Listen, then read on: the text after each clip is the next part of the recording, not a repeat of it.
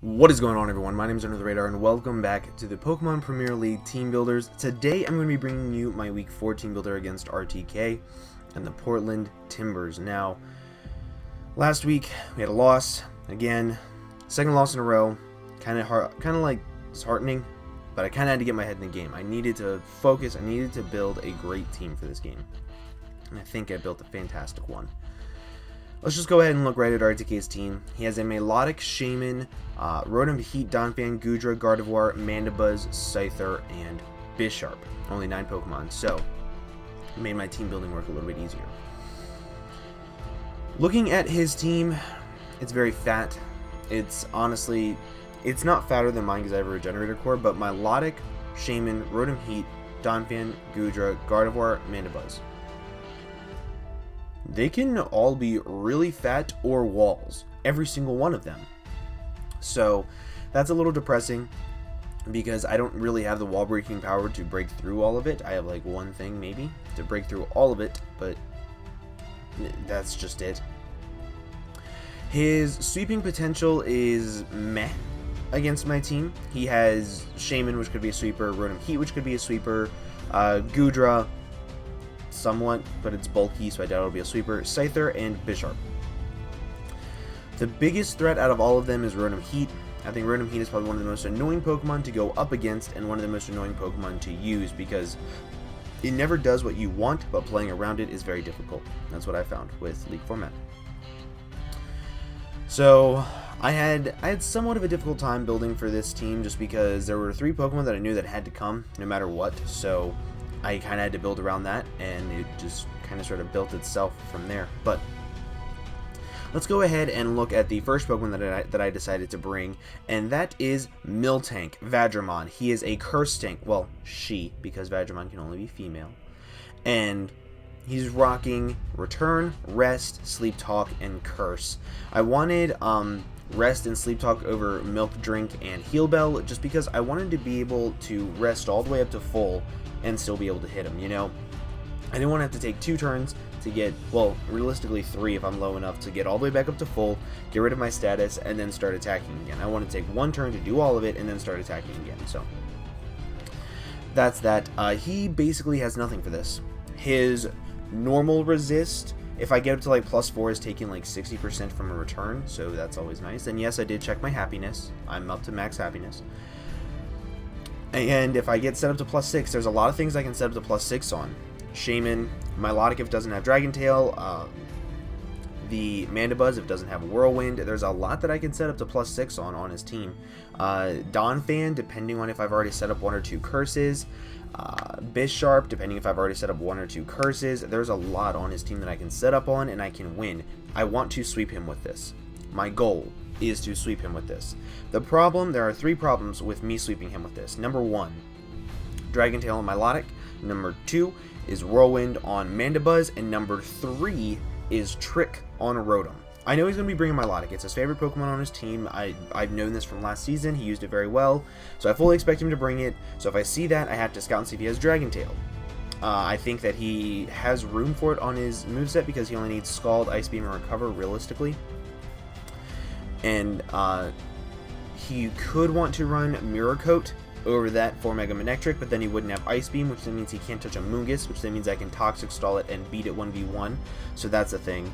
So he does have a little bit of 4-move syndrome, but it's kind of whether he wants to Dragon Tail this out or if he wants to Mirror Coat my Mega Manectric. That's what I have to scout for on Milotic. I have to scout for Whirlwind on Mandibuzz. If he has Whirlwind on Mandibuzz, which I kind of expect him to because I have Reuniclus and Miltank, which are both very good setup mons against him. Reuniclus not so much because of Bisharp, but I just got for Whirlwind on that, and that's about it on that thing. And on Rotom Heat, I have to see if he's Scarfed. If I have this thing in and he switches into his Rotom Heat as I curse up, he's going to trick me a choice Scarf, a choice Specs, something, and I'm not going to let him. If I see Rotom Heat come in on this thing, I'm switching out. And my dedicated switch into that I will go into later on because it's kind of a good, decent way to deal with it. And it really cripples Rotom Heat if he brings Trick with like a choice item on it, which makes me happy. But that's Miltank. It does a shit ton of damage to his entire team. If I get up to +6, I just straight up sweep him. He has nothing on his team that can one-shot me aside from like Modest, Choice Specs, Gudra's Draco Meteor with a crit. That's about it because I am specially defensive. Rotom Heat's Overheat if he's like offensive, like Timid, because he might want to run Timid to outspeed offensive or min speed Miltank. And then, I mean, he could do that with Modest. I think he could do that with Modest. There's something he needs to run Timid for. I forget what it was, but this thing does a lot of work to his team. If I can get up to +6, I just straight up win. Like, no ifs, ands, or buts about it. I just win. So I need to scout before I can do that. But if I can do that, I'll be really freaking set and I'll be really happy. Next mon that I wanted to get was the wall breaking power that I said I had, that I knew I needed for this game, because it just straight up destroys every single one of his walls. He has no switch into this thing, and that's Choice Banded Azumarill. Choice Banded Azumarill. I'm running Jolly this week instead of Adamant because I need to be Jolly to outspeed it was either 4 or 12 invested Mandibuzz in speed. I needed to be Jolly for it, no matter what. So I'm like, okay, that's fine. I still 2-hit KO Milotic. I still 2-hit KO Mandibuzz. I still 2-hit KO Rotom Heat. I still 2-hit KO Shaman with Ice Punch. Oh wow, that's really awkward. I apologize for that loud ding. 2-hit KO Shaman with Ice Punch. 2-hit KO Gudra with Play Rough. I 2-hit KO Scyther with Ice Punch. I 2-hit KO Bisharp with Play Rough, and then Donphan kind of sort of coming free because I'm not packing Waterfall again. I don't think I packed Waterfall at all this season. Whatever. But Ice Punch still does a lot to him. But I outspeed the vast majority of his walls unless they're speed invested, and I can do a shit ton of damage to everything.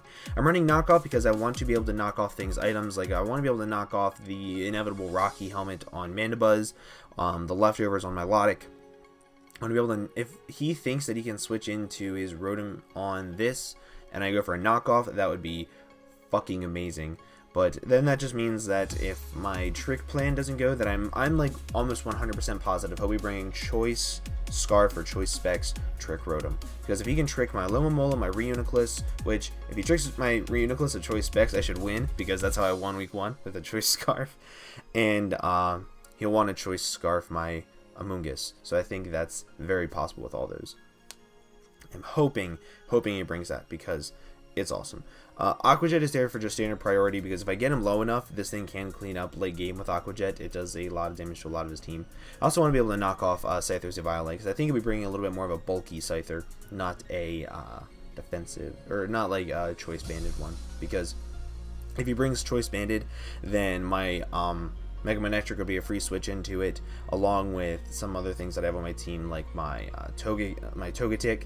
That could be a free switch in. There's just not a lot that he could do if he was Choice Banded. So I think he'll be bringing a bulkier set, like an SD set, I really think. And that's kind of sort of scary for my team.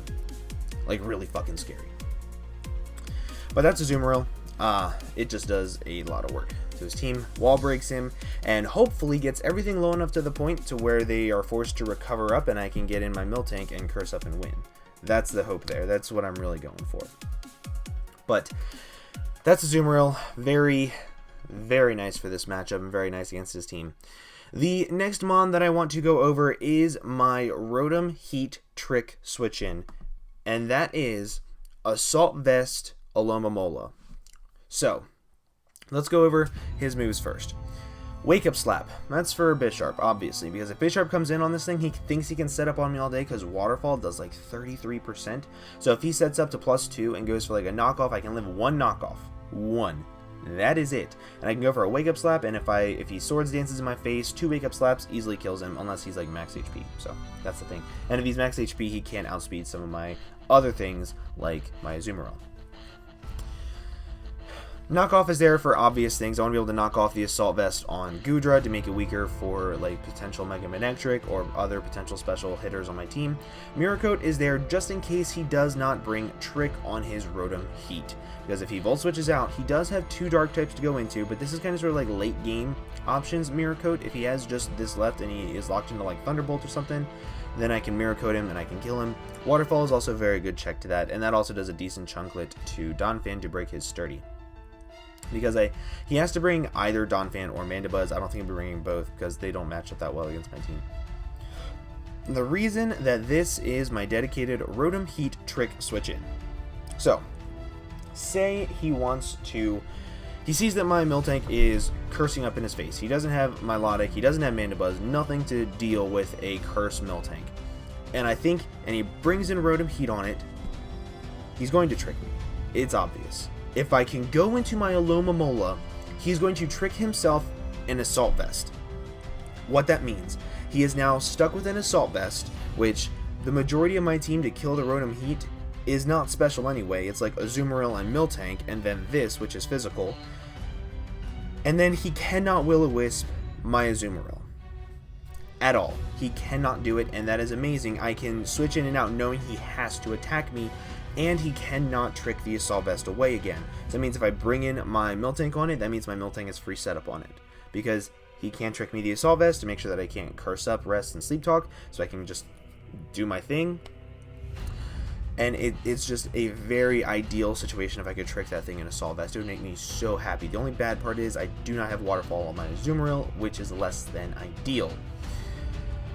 But this thing is just really cool. I'm running max defense, max special defense because this spread actually allows me to take a +2 Bisharp's knockoff. It also allows me to take a Choice Specs Rotom Heat Thunderbolt. Timid. Yes. So that means if he goes for a Thunderbolt and I Mirror Coat, he's dead. And it's also really nice to have something that can just switch in and out of things. I have to be a little careful if he brings Goodra in on this, because then that means that he could Infestation me and just wear me down and then take out one of my main wall cores, which I do think is going to happen, which is a little upsetting, so I have to be careful of that. If I see Goodra come in, I kind of have to play a little risky against it. I have to be a little safe, and I don't have Wish on this thing, so I can't beat a 1v1, so that's a little depressing. I wish I could run Assault Vest and Wish, but I can't. I just cannot. But this thing will be really cool this match. I'm really looking forward to it. 241 HP is his base HP. Oh my god, I love Aloma Mola. The next mon that I wanted to bring was a Moonguss. Now, this Moonguss set is kind of weird as Clear Smog, Sludge Bomb, Toxic, and Hidden Power Fighting. Toxic is there because if I can Toxic his walls, it's so much easier for me to deal with them. It forces them to roost and recover much more often than what they would want to do. And Sludge Bomb is there because I do not want to... I'm not running any grass coverage because I feel like Goodra will be his main switch into this thing with Sap Sipper. Fuck that. I'm not giving that thing a +1 attack boost and having it Outrage all over my face or Earthquake. No, fuck that. I want to Toxic it. And if he's Curse with Sap Sipper, just like my Miltank, I want to be able to Clear Smog him. If he starts to set up curses in my face, I want to be able to Clear Smog, and then I want to be able to Toxic him, things like that. I want to be able to wear him down naturally. And Sludge Bomb is there just for general stab. It hits things decently hard like the Mandibuzz and the Milotic. But Hidden Power Fighting is also there for the Bisharp. I can take a decent amount of hits from it. Like I can take a knockoff, regular knockoff, not +2. So that'll do a lot of damage to it. And Special Defense, it's mainly there for Gardevoir. I can take a Psychic, I can take a Psyshock, and I can go for a Sludge Bomb and do a shit ton of damage. It's also there. This is my main switch in to Milotic, no matter what. It just is. I'm hoping it'll be my main switch into Milotic, but if I can Toxic things, it'll be really nice. And even if I Toxic it and activate its Marvel Scale, it's not that big of a deal for Cursed Miltank because after Toxic damage at +6, I still 2-hit KO it, so it's not that big of a deal to me. But yeah, Toxic, Sludge Bomb, Clear Smog, and Hidden Power Fighting. Clear Smog is honestly there just for Curse Goodra, because I have a strong feeling he's going to be bringing Curse Goodra, and I do not like that at all. But that's a Moonguss. Pretty simple, pretty bulky. I'm running a lot of bulk this week because I'm going back to my roots, like I said in the end of last week. I'm so done with trying to play offense. I suck at it, but... The next mon that I wanted to go with is my Manectric. Now, before I Mega Evolve, I'm running Static. I want to point that out because you guys are just seeing the Mega Manectric stats and like the EVs and things like that. I'm running Static beforehand. I do not want him to switch in his Gardevoir, trace my Lightning Rod, me go for Volt Switch not work, and him gain a special attack boost from Lightning Rod. Fuck that. I do not want that, so I'm running Static. Anyway, I'm running Volt Switch, Thunderbolt, Hidden Power, Ice, and Flamethrower. Very standard moveset. Very standard with 140 in speed, 4 in defense and special defense, 252 special attack, 108 HP, modest nature. I'm so happy I'm finally getting to run modest Mega Manectric because against a Jack, I could have, but I wanted to run Naive so I could bulk up my attack stat, which was stupid, which, whatever. And this thing just hits everything on his team stupid fucking hard. Like, his only switch in is Rotom Heat. And even then, if I Volt Switch out on it and I bring in, like, my Azumarill, Choice Banded Aqua Jet plus Volt Switch, kill it. When I bring in Aloma Mola, Waterfall does a lot of damage to it. He can't do a whole lot. Like, there's just so much that this thing does to this team. It also completely destroys Milotic and Mandibuzz. And that's going to be his main ways of dealing with my Miltank. So that's what I'm really hoping this thing can do. Hidden Power Ice is there just for Goodra. Even if it's Assault Vest, I want to be able to hit it super effectively. And if he's Cursed, Hidden Power Ice Modest has a decent chunk of health, unless he's like completely specially defensive, then fuck me. So, yep. Then I have to rely on Clear Smog, but luckily if he's Cursed, I'll outspeed him and I can Clear Smog and then go into my Azumarill and kill it. So that's one good side if he does bring it. And yeah.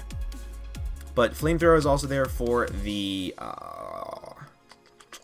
Bisharp and the Shaman. The one thing I do have to be careful about this thing is I have to be careful when I Mega Evolve, because I do not want to be giving the Bisharp a +1 boost naturally, because that would suck ass. Like, that would just be completely terrible. Luckily, I do have answers for a +1 Bisharp, not a +2 or a +3. I have 1 to it, and that's just less than ideal. But if he does switch in on this thing and I go for a Thunderbolt, Thunderbolt plus Flamethrower would kill it, and a +1 Sucker Punch does not knock me out, so that's a good thing.